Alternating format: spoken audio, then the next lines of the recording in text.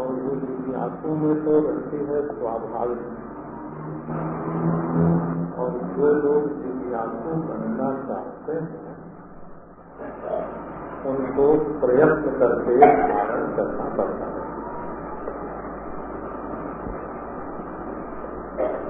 जिज्ञासु माने यथार्थ ज्ञान का इच्छुक। एक बात कि आप किसी चीज को जानने की कोशिश कीजिए और जानने के बाद फिर उसके अनुसार व्यवहार कीजिए। यदि आप जानेंगे कि सच ये है और फिर सच नहीं बोलेंगे, झूठ बोलेंगे, तो जो सच का ज्ञान है वो आपसे नाराज हो जाएगा, रुक जाएगा। फिर आगे चल के वो आपको सच बतावेगा नहीं।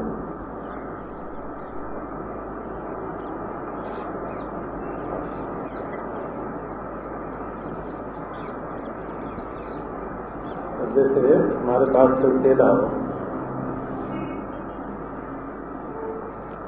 और हम उसको कहें बेटा ये काम करना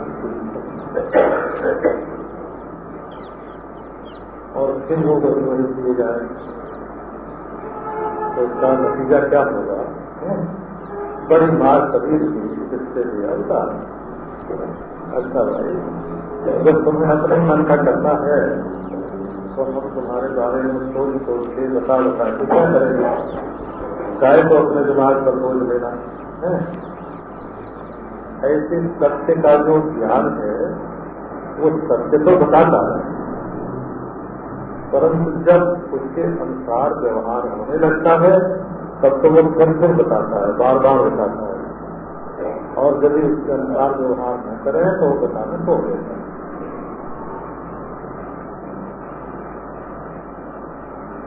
ये हम आपको प्रेम की बात नहीं बता रहे हैं।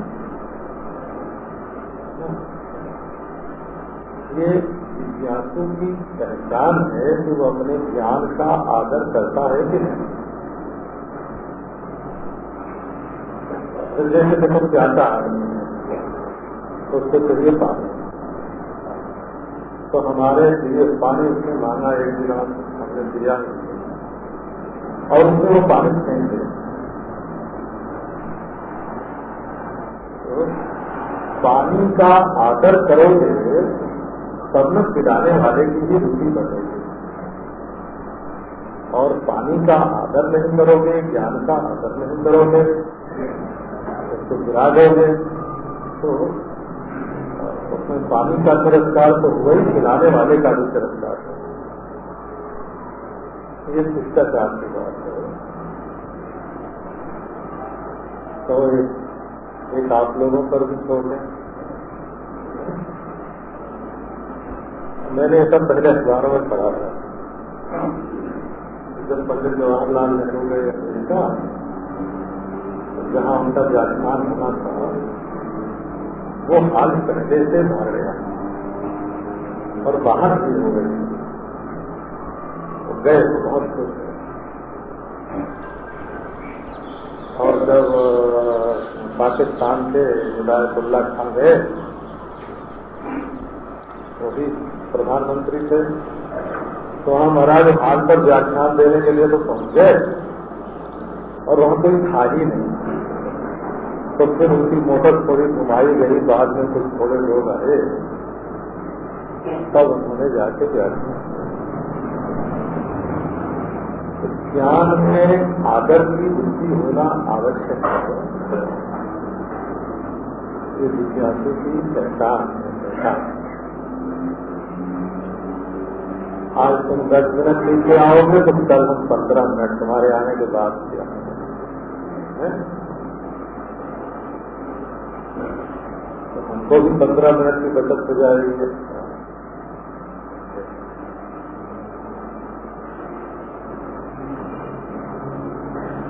अब आपको जिज्ञासु की पहचान बताते हैं,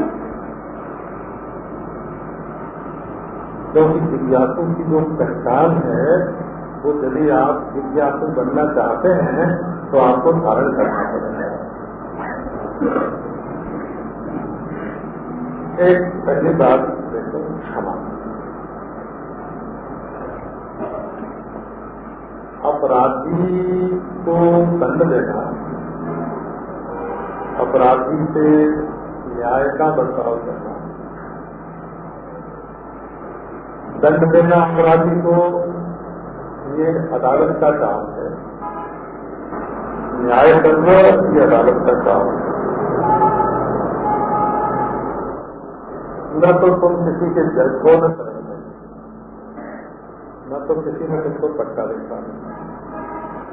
अब जने जने को गलती करके देखो और उनको दंड देते चलो, तो एक आदमी तुमको गाली देगा और जाके रेस्तरां में मौज से शरबत पिएगा और तुम तड़पड़ाते रह जाओगे कि अब इससे बदला कैसे लें, तो आज लें कि कल लें कि परसों लें, इससे संसार आपका बढ़ जाएगा। तो जिस काम से संसार बढ़ता हो वो जिज्ञासु के लिए उचित नहीं है। संसार को संक्षिप्त करना, छोटा बनाना संसार को, कि वो परमार्थ के बारे में विचार करने के लिए अधिक समय निकाल सके और अपने चित्त को अधिक से अधिक शांत रख सके। तो जैसे तुमको किसी ने गाली दी, फिर बदले में तुमने उसको गाली दी, तो उसने फिर गाली दी और तुमको गाली देते देख करके दूसरे लोग भी तुम्हारे खिलाफ हो, तुमको गाली देने लगे। तो गाली पर गाली, गाली पर गाली बढ़ के दुनिया फैल जाए। और यदि एक ने दी गाली और दूसरे ने कर दिया माफ, तो एक ही गाली रह गई दुनिया। गाली की बंद परंपरा नहीं चलेगी। तो जो लोग हिंसा के बदले प्रतिहिंसा करना चाहते हैं, वे भी संसार को बढ़ाते हैं। संसार को कम करने का उपाय ये है, क्योंकि संसार को कम किए बिना आप ईश्वर के बारे में या आत्मा के बारे में सोच नहीं सकते, न ईश्वर से प्रेम कर सकते, न ईश्वर का चिंतन कर सकते। तो कट, दुनिया को कट करते हैं।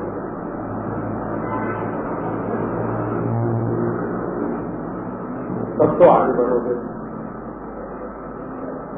और यदि जबान लड़ाओगे कि हाथ लड़ाओगे कि दिमाग लड़ाओगे, तो दुनिया में तुम्हें एक बार सफलता भले मिल जाए, लेकिन आत्मज्ञान में सफलता नहीं मिलती।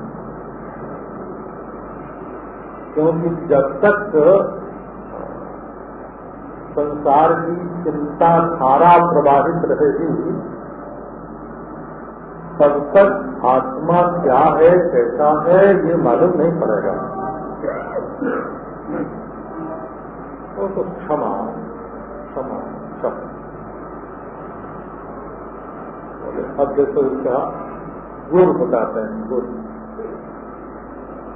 हिंदी में गुर बोलते हैं फार्मूला। क्या है? तत्व जो भी होता है वो क्षमाशील होता है। जैसे पृथ्वी है, तो इसको चाहे फावड़े से धो, चाहे पूजा करो, चाहे इस पर धो, चाहे दूध दूध पानी चढ़ाओ, पृथ्वी पृथ्वी रहती है। जल में शराब डालो कि बनाला डालो कि दूध डालो, ज्यों करते हैं। आग में चाहे जो होम करो बिल्कुल ज्यों करते हैं। हवा में चाहे सुगंध छोड़ो चाहे दुर्गंध छोड़ो, हवा ज्यों करते हैं। ये हमको एक महात्मा ने बचपन में बताया।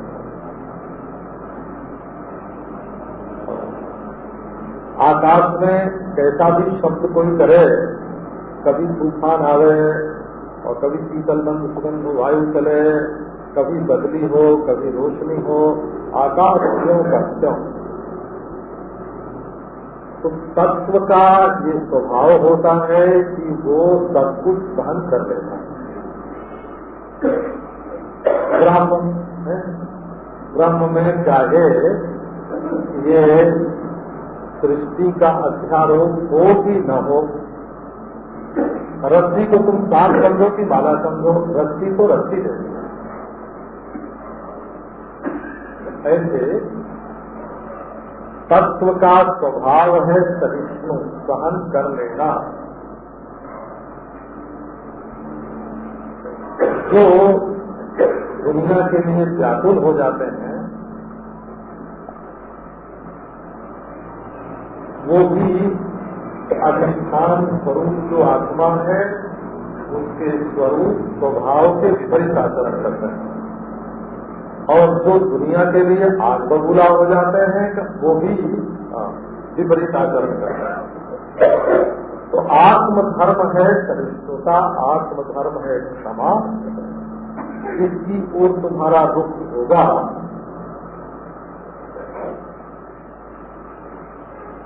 तो उलझोगे नहीं, दुनिया में उलझोगे नहीं। उलझते हुए चलोगे तो जहां से कहां रह जाओगे।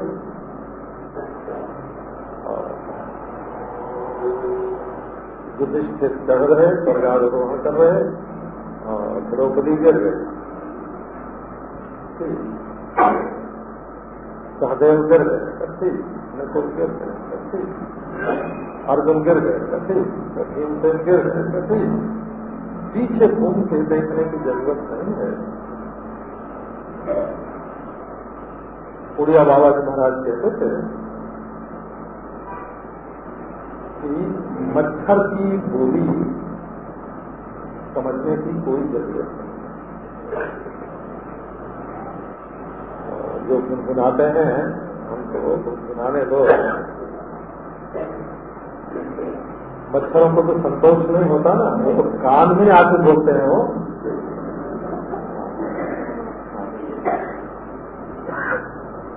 लेकिन मच्छर को कान के लगे, मच्छर को मारने के लिए शपथ मारो तो तुम्हारे कान को लग जाएगा।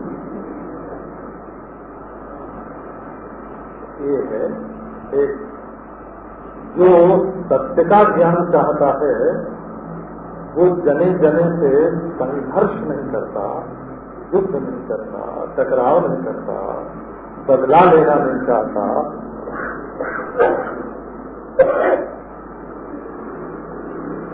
ये क्षमा उसका स्वभाव है। क्षमया रोचते लक्ष्मी।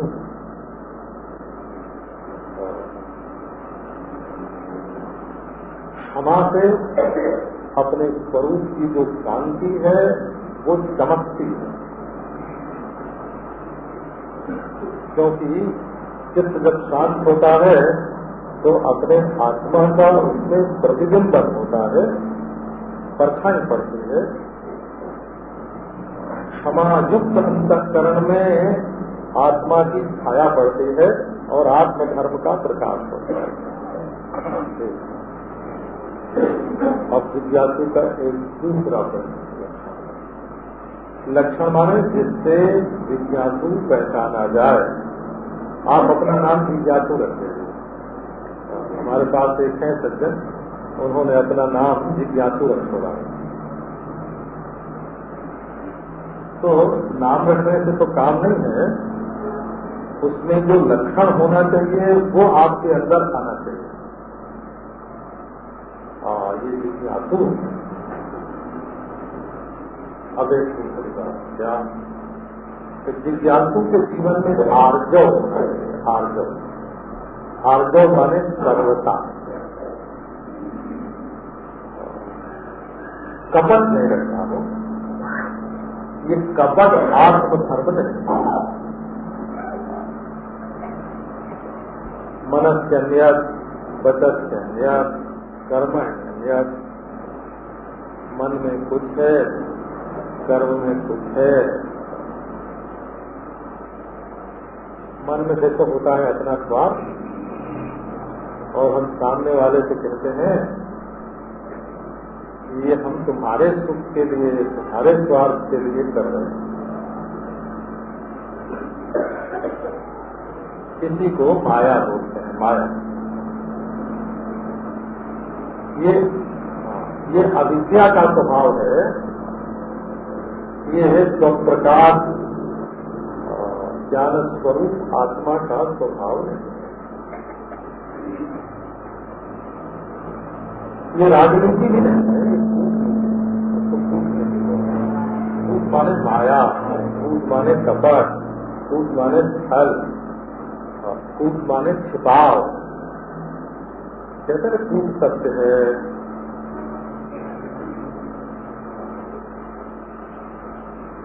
तो आर्जव माने सरलता, ज्यों के त्यों।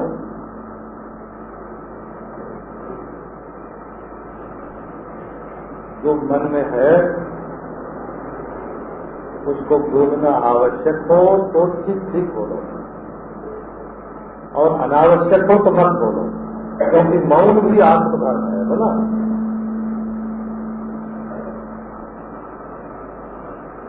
मौन आत्मधर्म है। परंतु कपटी जो है वो जिज्ञासु नहीं हो सकता, क्योंकि जब अपने को छिपाने के लिए वो प्रयास करता है तो अपने को छिपाने में अपना आत्मा भी छिप जाता है। ढकना हुआ ना, अपने आप को ढकना। जब तुमने अपने आप को ढकने का प्रयास किया तो आत्मा पर भी ढक्कन पड़ गया। इसलिए महाभारत में एक बहुत बढ़िया श्लोक है, जिनको शौक हो ना याद करने का। सर्वम जिम्मम मृत्यु पदम आर्जवम ब्रह्मण पदम एतावान ज्ञान विषय प्रलापम किम करिष्यति। कपट मृत्यु का निवास स्थान है। कपटी पर मौत की छाया मंडरा रही, अपने आप को ही मान रहा है। सर्वम जिह्मम मृत्यु पदम आर्जवम ब्रह्मण पदम। जहाँ ऋजुता है, सरलता है,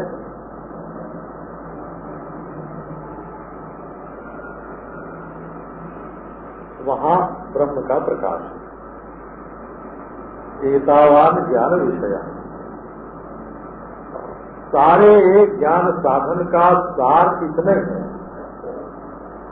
अंतःकरण शुद्धि, अंतःकरण शुद्धि का नमूना यही है।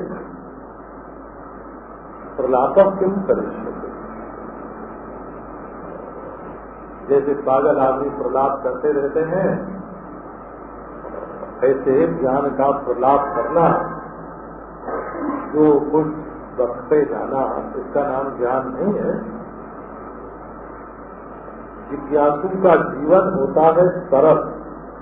आप यदि जिज्ञासु, सत्य के जिज्ञासु, सत्य रस के पिपासु यदि बनना चाहते हैं तो अपने जीवन में सरलता लानी पड़ेगी।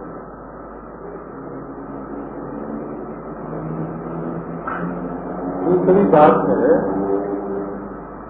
दया। दया भी दुनिया को बढ़ाने वाली ही चीज है, घटाने वाली नहीं। और दुनिया में जैसे एक दुखी पर दया करें, फिर दूसरा दुखी मिलेगा, फिर तीसरा दुखी मिलेगा, फिर चौथा दुखी मिलेगा। दुनिया में न दुख का अंत है न दुखी का अंत है। तो वो परोपकारी संस्था जरूर है।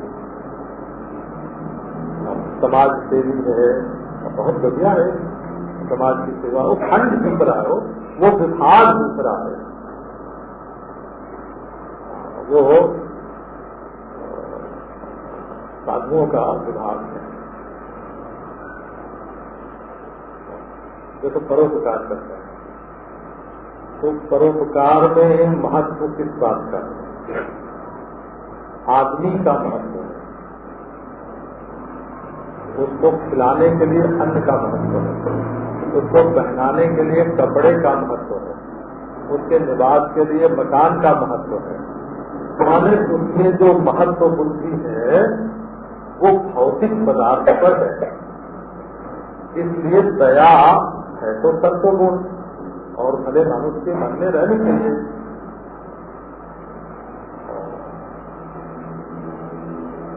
दूसरे के दुख को देखकर उसके दुख से कातर हो जाना, दुखी हो जाना, यथाशक्ति उसके दुख को दूर करने का प्रयत्न करना, ये तो एक सज्जन पुरुष का लक्षण है। परंतु यदि किसी में लग जाएंगे तो फिर आप सेवा तो करेंगे जिंदगी भर, परंतु यथार्थ का, परमार्थ का, सत्य का जो ज्ञान है, आप अपने आत्मा के बारे में चिंतन नहीं कर सकेंगे। तो जिज्ञासु में दया होनी चाहिए। वो दया कैसी होनी चाहिए? तो असल में सर्वहितत्वम आत्मधर्म,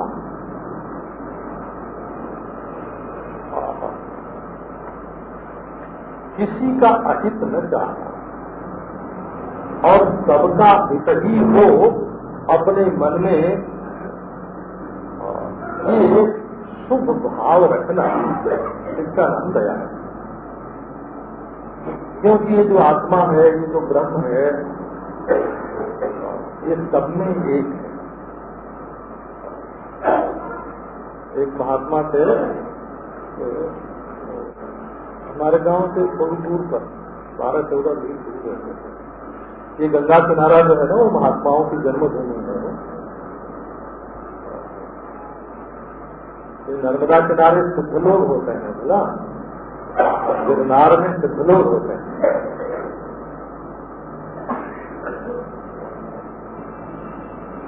और ये जो हिमालय है, जो गंगा तट है, ये जादू मंत्र सोना का क्षेत्र नहीं है, वो परमार्थ ज्ञान का क्षेत्र है। गंगा किनारे रहते थे महात्मा, तो हम लोग कभी कभी उनका जूठा खा लिया करते थे। बच्चे थे तो हमारे बिरादरी के जो लोग थे, भाई बंधु, उन्होंने जाकर उनसे पूछा, महाराज आप कौन हो? हमारे बालक आपका जूठा खा लेते हैं। तो उन्होंने कहा कि जो मच्छर है तो जो मक्खी है तो, माने मच्छर की आत्मा, मक्खी की आत्मा, गाय की आत्मा, ब्रह्मा की आत्मा, विष्णु की आत्मा, हिरण्यगर्भ की आत्मा, ईश्वर की आत्मा और हमारी आत्मा, ये तो एक है। कहीं आत्मा आत्मा में कहीं फर्क थोड़ी होता है। अरे ना महाराज, बिल्कुल ठीक बताओ। तो उन्होंने ठीक बताया, परंतु असल में महात्मा वही है वो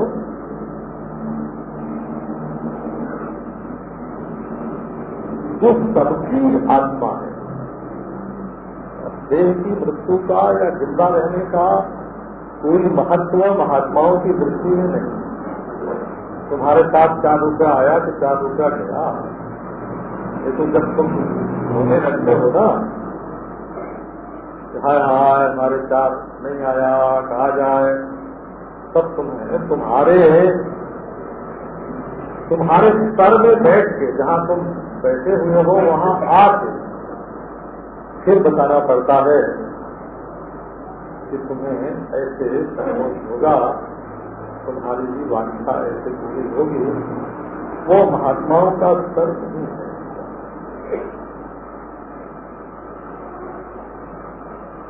तुम दया करोगे क्या होगा? बोले दुखी है, ले आओ खा के घर में उसको। रखो अपने माँ बाप की तरह, पति पत्नी की तरह, भाई बंधु की तरह, बेटे बेटी की तरह रखो, नहीं रख सकते। उतनी ममता तो नहीं हुई ना, तुम्हारी ममता तो कम होगी।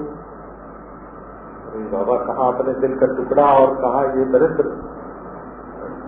बोले अब तुम्हारे जैसी स्वच्छता नहीं रखेगा, गंदा कर देगा। उसको देख के तुम्हारे मन में अभिमान पैदा होगा, तो तुम्हारा सत्वगुण अभिमान होने पर रजोगुण हो जाएगा और घृणा होने पर तमोगुण हो जाएगा। बाद में तुम चाहोगे कि ये कब चला जाए। लेकिन जो हित है, जो निहित है, जो उसके भीतर है, वो तो जो तुम्हारे शरीर में है वही उसके शरीर में है।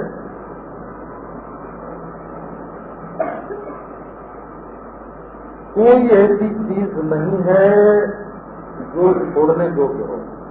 अरे दूसरी चीज है ही नहीं है तो किसको छोड़ना, किसको पकड़ना। तो हित की भावना और किसी को अपने से अलग विलग नहीं समझना, अपरित्याग लक्षणा, जिसका नाम दया होता है। दया ये आत्मधर्म है। हो यदि तुम सचमुच परमेश्वर को जानना चाहते हो तो ये धर्म तुम्हें स्वीकार करना पड़ेगा। अब बोले संतोष कुछ तुम प्रेम किससे करते हो ज्यादा? ये छोकरे छोकरी बोलते हैं। छोकरा कहता है मैं छोकरी से सबसे ज्यादा प्रेम करता हूँ, और छोकरी बोलती है मैं छोकरे से सबसे ज्यादा प्रेम करता हूँ।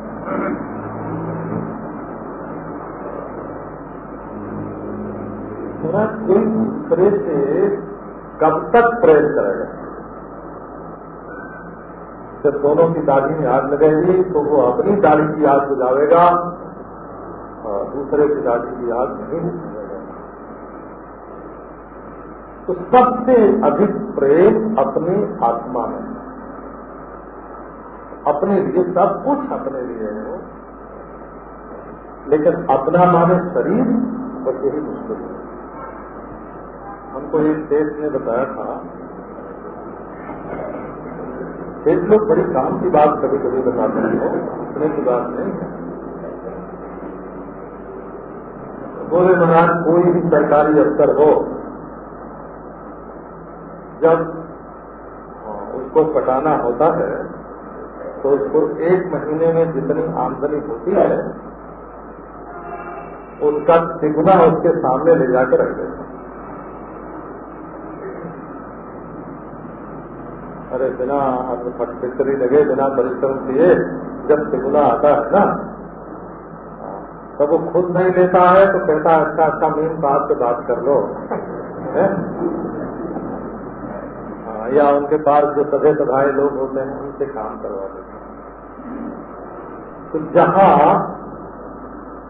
संसार के काम में और अपने स्वार्थ में बाधा पड़ती है, वहाँ आदमी शरीर के लिए दूसरे को हानि पहुंचाने लगता है। मूल बात यह है जब तक दूसरा रहेगा तब तक शरीर का स्वार्थ भी रहेगा। तो इसलिए ज्ञान ये बताता है कि तुम शरीर नहीं हो, तुम अपने प्यारे हो, सबके प्यारे हो, सबसे प्यारे हो, लेकिन तुम शरीर नहीं।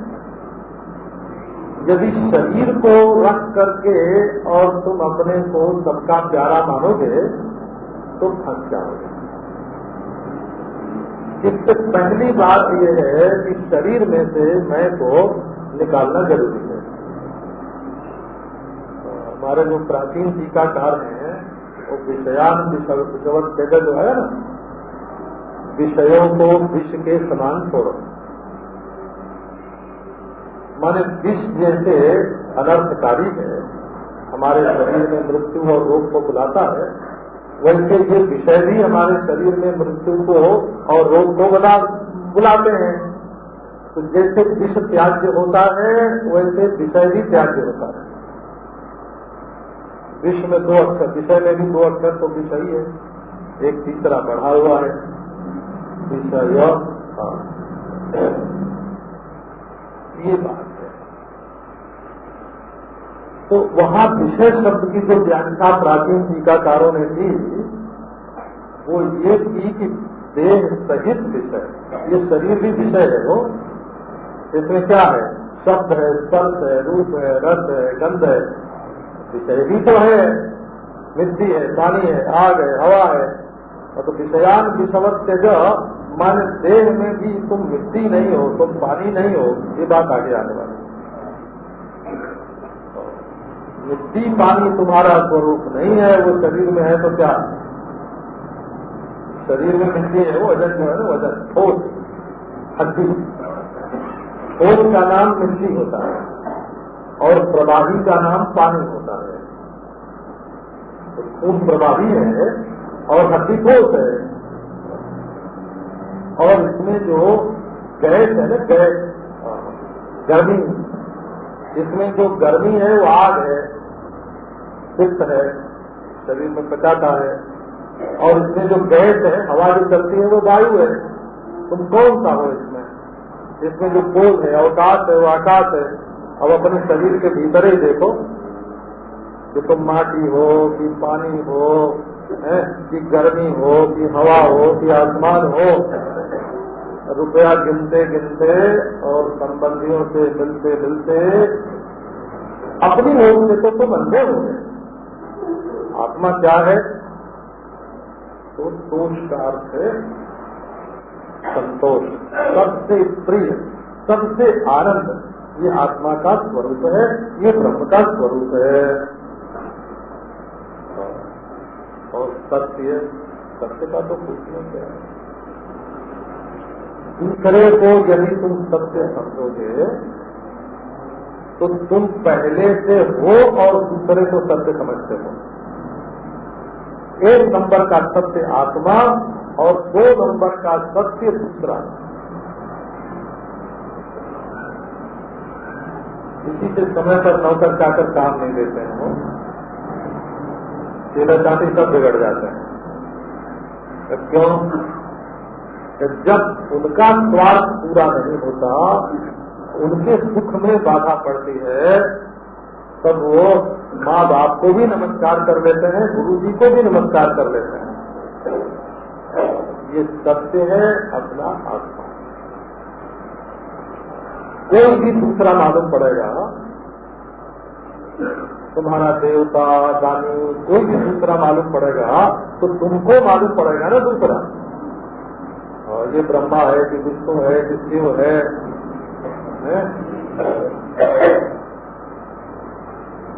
तो जिज्ञासु के लिए, जिज्ञासु माने जानने की जिसको प्यास है प्यास की नहीं है। अरे हमारा दिया हुआ अमृत बाबा, ये अमृत का गड़ा कहीं खारे समुद्र में मत उड़ेल देना।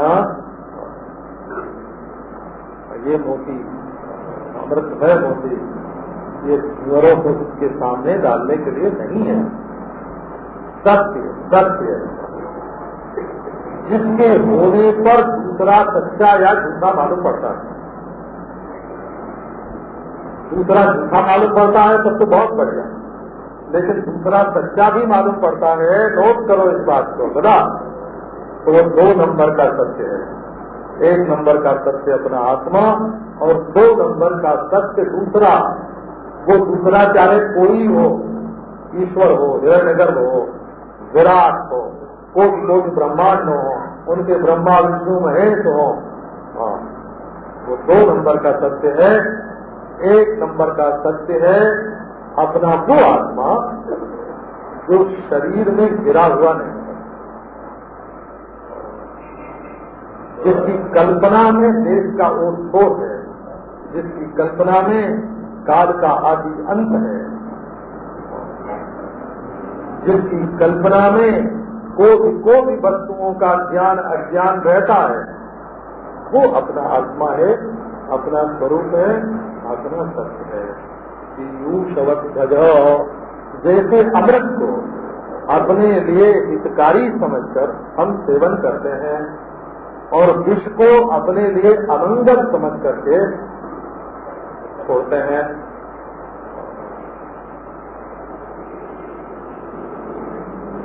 तुम्हारे लिए सबसे महत्वपूर्ण क्या है?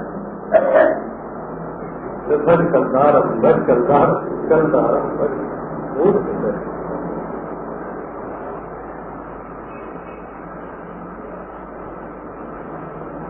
इष्ट देव को भी पहरेदार बना कर रखते हैं।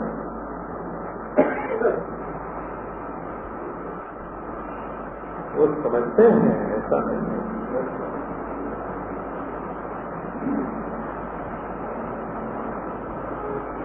अपनी कीमत सब समझते।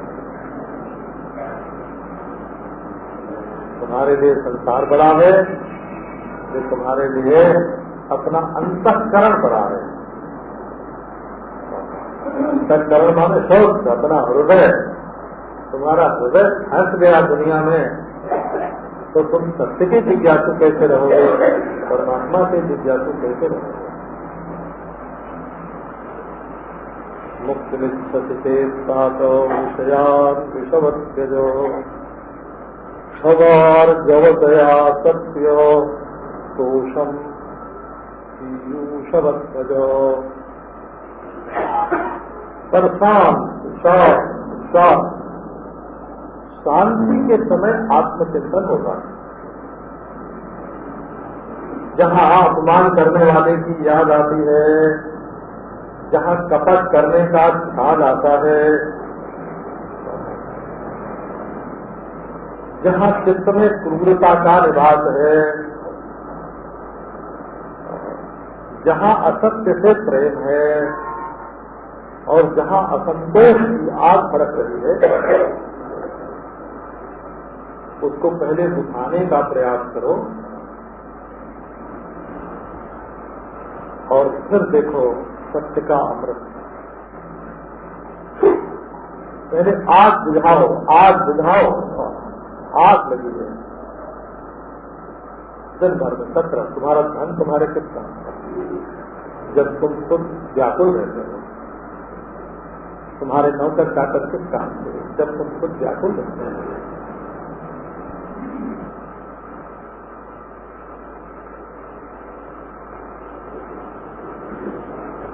श्री वल्लभाचार्य जी का एक लेख पढ़ रहा था मैं, उसमें लिखा था, रामचंद्र जैन की व्याख्या में हो तो वो लिखा कि आदमी को दुख देने का, किसी को दंड देने का, दुख देने का अधिकार कब होता है? तो जब वो स्वयं दंडित न हो, स्वयं दुखी न हो। अपने को सुखी रख के अगर तुम दूसरे को दंड दे सकते हो,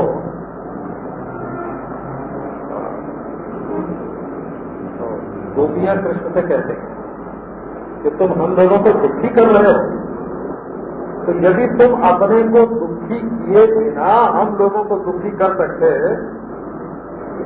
तो हमको खुशी होती कि तुमको दुख देना आता है?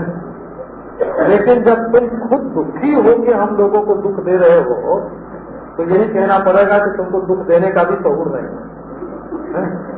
दुख देने का भी शऊर नहीं है। स्वयं दुखी रहकर दूसरे को, स्वयं दुखी होकर दूसरे को दुख देते हो। तो भाई मेरे बात ये है, यदि तुम स्वयं जाग रह के वो चमक के झलक के मुहूर्तमति जीवे का नरक क्लेश करना, दो जियो लेकिन चमक के जियो, रो के मत जियो। तुम्हारा ये अविनाशी आत्मा जो कभी मरा नहीं, मरने वाला है, तुम्हारा ये चेतन चमाचम चमकने वाला आत्मा, ये परमानंद परम प्रेमास्पद आत्मा जो कभी काल के घेरे में नहीं आया, न पैदा हुआ न मरता है, ये काल को बना बना के मजा लेता है, जो कभी देश के जेल खाने में बंद नहीं हुआ, जो देश के जेल खाने बना बना के मजा लेता है।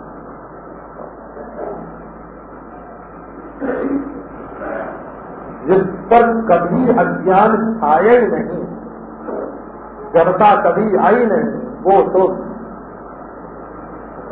और अमृत पियो, अमृत। शराब पियोगे तुम्हारी बुद्धि नष्ट होगी। जैसे जहर से शरीर नष्ट होता है, वैसे शराब से बुद्धि नष्ट होती है। और जुआ खेलोगे, अब आया, अब किया गया, अब मारा, अब दिया, अब दिया। किसकी इंतजार कर रहे हो? ईश्वर की इंतजार हो रही है उसमें? जड़ की इंतजार हो रही है, पैसे की इंतजार हो रही है, तो मनोरंजन हो।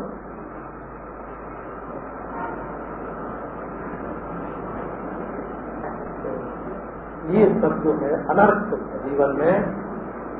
विष पीने से शरीर का नाश और शराब पीने से बुद्धि का नाश। देखो, जड़ का चिंतन करने से ज्ञान का नाश और पराधीन हो जाने से तो अपने आनंद का नाश अपने आप करते हैं।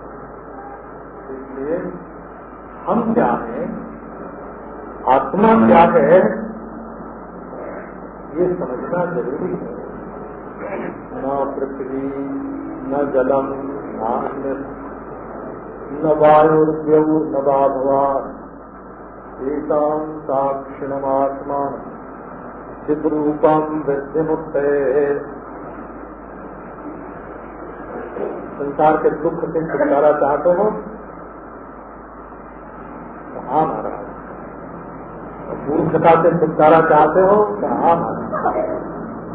मृत्यु से छुटकारा चाहते हो? कहाँ महाराज?